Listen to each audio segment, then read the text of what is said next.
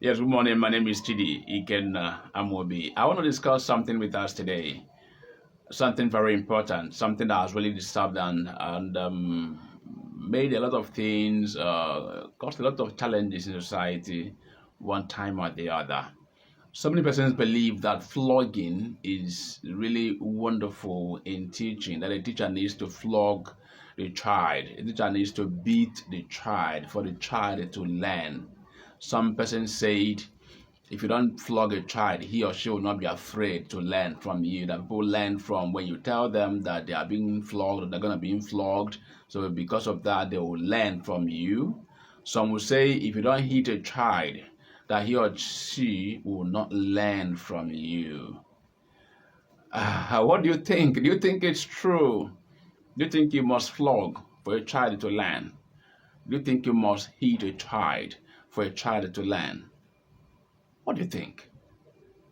Okay, now let me tell you something. On my path, I don't think so.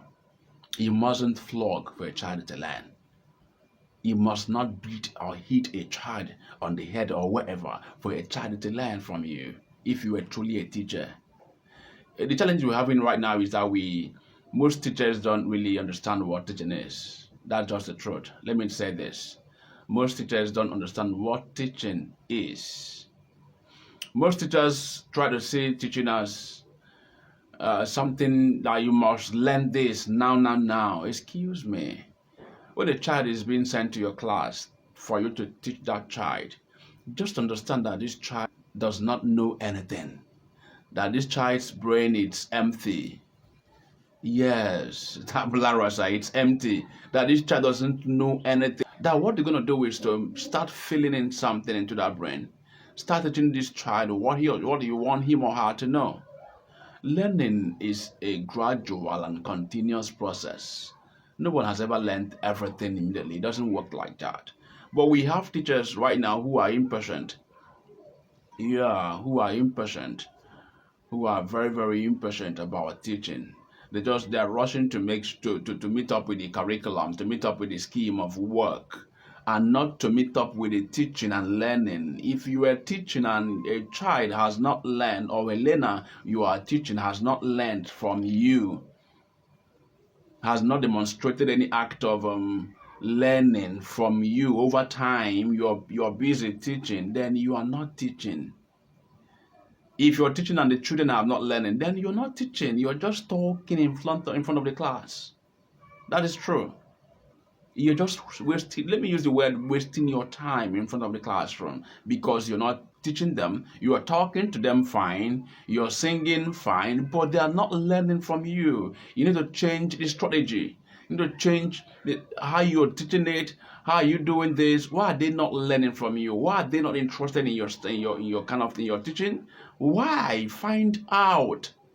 You need to find out for you to do better, for you to teach well, for you to become great, for you to become fulfilled as a teacher. If they don't learn from you, you've not done anything. You've just wasted your time. Why wasting your time in front of the classroom or wasting your time moving around and dancing around with children when they have not learned from you? Let me tell you the truth. Learning is sweet. Let me use the word in quotes, in parentheses, sweet. Learning is very, very interesting. It pays to learn. Learning is good. Learning is wonderful. Learning is lovely. When your children are learning from you, they will be the person to always disturb you to teach them. They will always come to you. They will always come around you to report something, one thing or the other to you. They will not be afraid of you. They will see you as a mother or a father.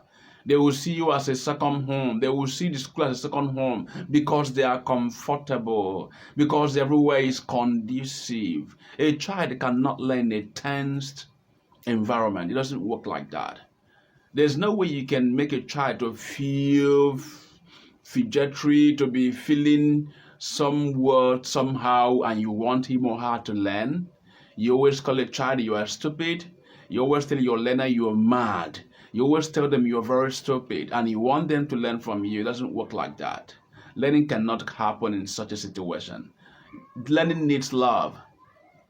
Yeah, before you can teach, before someone can learn from you, you need to show that one love. There should be a play of love, understanding. There should be a play of love. Yes, that child should see you as not just a teacher but a parent, not just a teacher but a father or a mother. That is how that child is going to see you. If that child must learn from you, we don't need to we've been having seminars, we've been encouraging teachers to always show love whenever you're teaching your children. Allow them to become part of you, then try to become part of them. If you don't do this, you can never teach them. That is why you can hit a child to force a child to learn. You don't force learning. Learning comes. You don't force it. You don't need to flog for learning to happen. If you truly want to teach, if you're truly a teacher, no, teaching happens. Teaching flows. Learning flows through. When you're teaching them, they are learning from you. You're teaching them, they're learning from you. But you must do something. There must be an exhibit of love. Yes. In fact, if a child has not come to you or does not come to you, or if your children do not come to you on daily basis to report some issues in the school or even at home or even on the road, if they don't report such a thing to you, I'm sorry, they don't like you. I must be honest with you. You are you are not you're not making them feel okay in the classroom. Yes. If you're making them feel okay in the classroom, they must see you as a parent. They must see you as someone that was sent to make them to become better in life. And that is what children need. You don't need to flog a child like flogging a child to teach, hitting a child on the head or whatever to teach. You don't need to do that. Teaching goes with love. Learning goes with love. So the more teachers learn to teach children with love, the better the children become.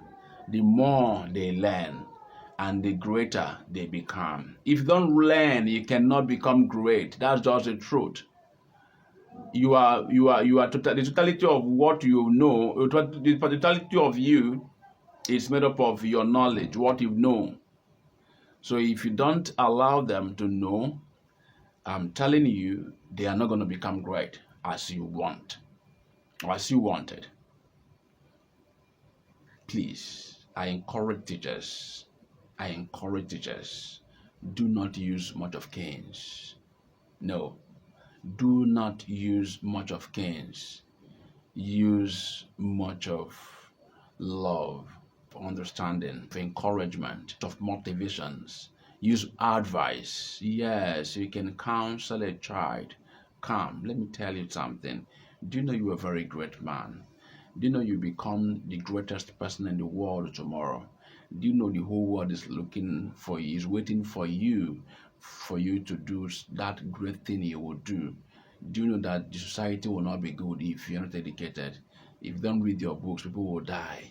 Read your books so that you can help the society tomorrow. Make the child see that he or she is important. Tell him why he or she should read. Tell him why he or she should become who you want him or who he wants to become. Tell him those things so that he will know that you're thinking in his line. Nobody wants to become a fool. Nobody wants to become a very crazy person. Everybody wants to become great. Tell him or her that you feel in his place to become great, that you are feeling, that you know that he's going to become great. But look at what he has to do to become great. If you must come upstairs, you need to take the staircase. Allow him to follow these illustrations of life. Allow him to understand that nothing happens until something happens, that nothing moves until something moves. Allow him or her to understand that it flows, that the change begins with him or her tomorrow, that we are all counting on him or her to make the impact tomorrow. Allow him or her to know this and encourage him to read every day. Then finally, you work on him. You make sure you check on him every day. You create that routine to make sure that they are reading every day. Time is the time for teaching. time for resting, time for lunch. Then this 30 minutes is time for all of them to say what they've learned, no matter their age, or all of them to demonstrate something they've learned. If they cannot voice it out, they can demonstrate something. Shows them something to make sure that what you taught them last year or yesterday, what you taught them yesterday was learned. Just let them feel with you. Let them feel okay with you. And I promise you, they're going to become great. They're going to become, they will love your classroom. Whenever they are taking them out of your classroom, they will be crying. They want to be in your classroom because they felt, they are feeling this love. They're having this love. They're having this togetherness in your classroom. And everybody needs care. Everybody needs love. Show them love and they will learn from you. Thank you. My name is Chidi. You can